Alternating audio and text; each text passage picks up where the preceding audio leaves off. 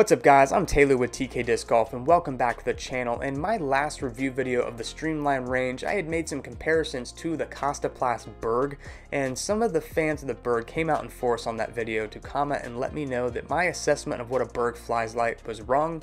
So in this video, we bought a Kastaplast Berg and their Glow K1 plastic and going to compare it head to head with the new Streamline Range. So if this is what you're here for, let's get started. Now, what initially started this discussion on my review video was I had said that the Berg was a little bit more on the stable side. So for me, meaning it's going to fly laser straight when thrown flat, but it's going to have a little bit of hookup, a little bit of fade at the end of it, because obviously the flight numbers for this disc are 1 speed, 1 glide, 0 turn, and 2 fade. I very much agree with these numbers from Kastaplast. It's got no turn at all when thrown hard and flat, and then the 2 fade does kick in towards the later half of the flight, but overall it doesn't fade. It doesn't dump fade or anything like that. A 2 fade's not too drastic. It's only going to go maybe 10-15 feet left of your center line of release with that type of fade.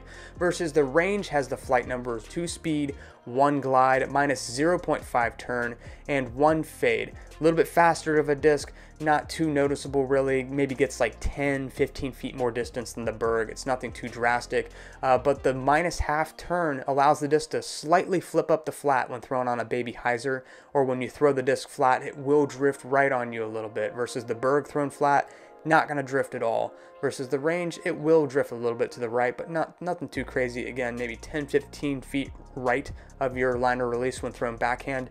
Then that 1 fade will pan it out nicely. Overall, both discs resulting in super straight flights. It's comparing tomatoes to tomatoes. Realistically, it's going to come down to this next topic, which is hand feel.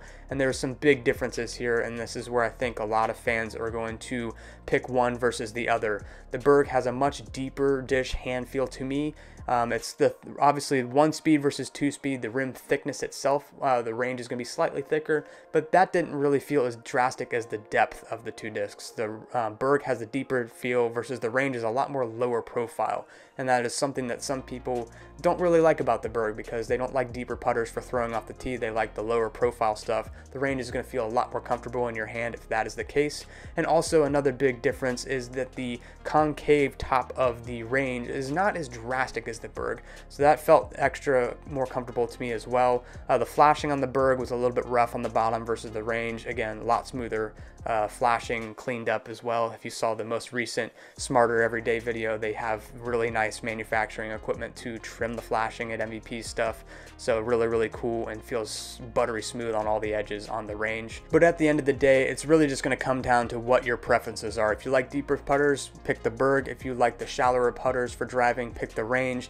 And then if you're wanting something that has a little bit more response to it, like the hyzer flip up slightly, the Range is going to be your best friend there. Versus if you want that reliable, absolutely not going to deviate turning at all when thrown flat, Berg is going to be your friend there. Obviously, I typically stick to all MVP content being on Team MVP, but this was a special case where there was so many comments on the previous video about me comparing it to the Berg that people wanted to see this, so it had to happen.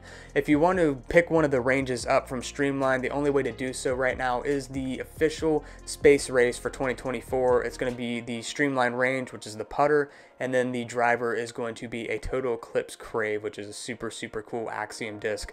MVP's got the best glow plastic on the market, hands down, not even close. And these space race style events with glow plastic is absolutely a blast. If you don't have an event near you, be sure to run yourself because they are super fun and everybody will love you for it. So hey, be sure to hit that subscribe button so you don't miss any of our future content. We will see you on the next one.